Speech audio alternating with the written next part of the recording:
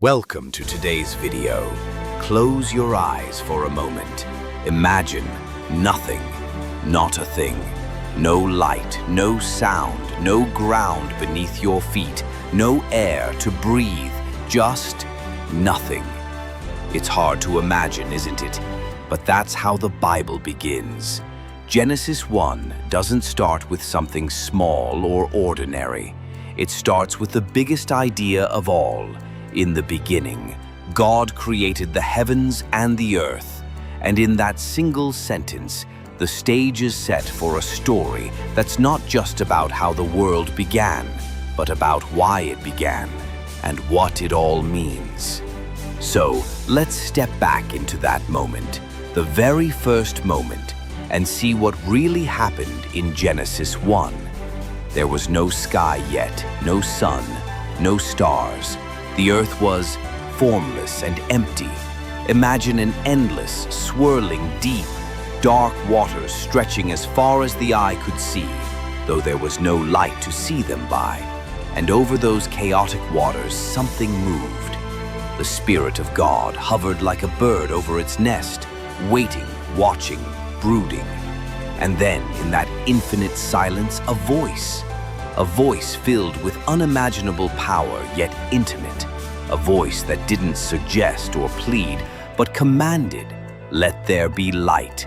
And there was light. Brilliant, dazzling light exploded into the darkness. Shadows fled. Chaos was pierced by clarity. And God looked at the light and said it was good. Then he separated the light from the darkness. He called the light day and the darkness night. And that was the first day.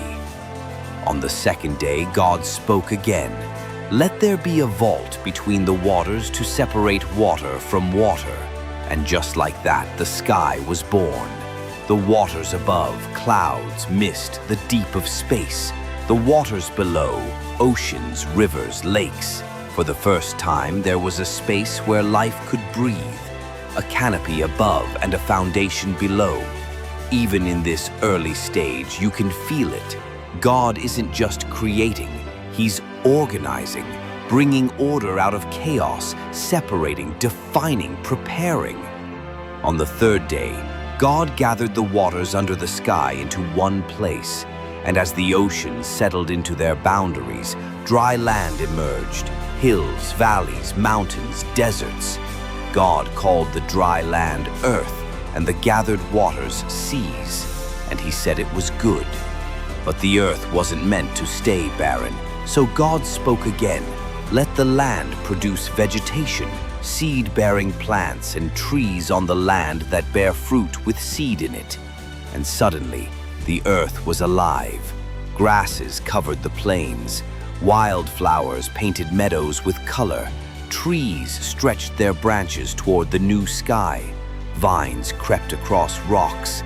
Life, green, fresh, abundant, had begun its symphony. And God looked at it all and said it was good. On the fourth day, God said, "Let there be lights in the vault of the sky to separate the day from the night, and let them serve as signs to mark sacred times, days, and years." And so the sun blazed in the sky to govern the day. The moon reflected soft light to rule the night. And the stars, oh, the stars, countless, sparkling, spread like jewels across the heavens. Have you ever looked up at the stars on a clear night? That same wonder you feel? That's the wonder of Genesis 1. The universe was no longer just light and dark. It had rhythm. Time began to tick.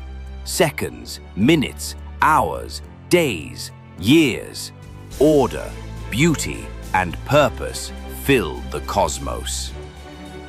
On the fifth day, God turned his attention to the waters and the skies. "Let the water teem with living creatures, and let birds fly above the earth across the vault of the sky." And the oceans came alive. Whales sang deep songs. Schools of fish glittered like liquid silver. Dolphins leapt joyfully. In the skies, birds took flight, soaring eagles, darting swallows, flocks of sparrows filling the air with movement and sound. God blessed them, saying, "Be fruitful and increase in number, and fill the water in the seas, and let the birds increase on the earth." And evening passed, and morning came, the fifth day. On the sixth day, God spoke again. "Let the land produce living creatures according to their kinds, livestock, creatures that move along the ground, and wild animals, each according to its kind." And the land came alive.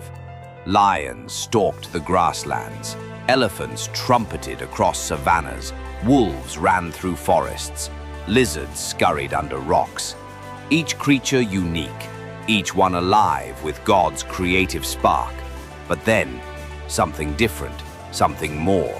God said, "Let us make mankind in our image, in our likeness, so that they may rule over the fish in the sea, the birds in the sky, the livestock, and all the creatures that move along the ground." So God created humans in his own image. In the image of God, he created them. Male and female, he created them.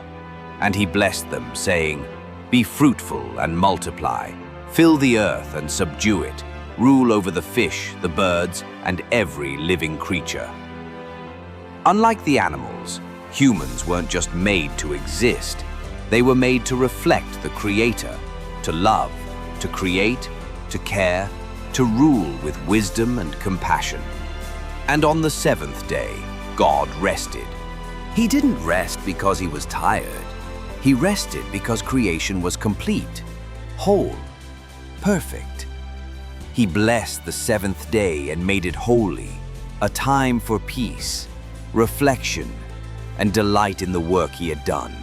It was very good. So, what really happened in Genesis 1? It's more than just an account of how the world began. It's a song, a poem, a declaration that life has meaning, that the universe isn't random, that light can shine in darkness, and that you, yes, you, are made in the image of God. Genesis 1 invites us to look at the world with wonder, to care for it, and to remember the one who spoke it all into being. If this story moved you, imagine what the rest of the Bible holds. Hit subscribe and join me as we explore more timeless stories with eternal meaning. And tell me in the comments, what does Genesis 1 mean to you? Because this story isn't finished. It's still unfolding in every sunrise, every heartbeat, every breath.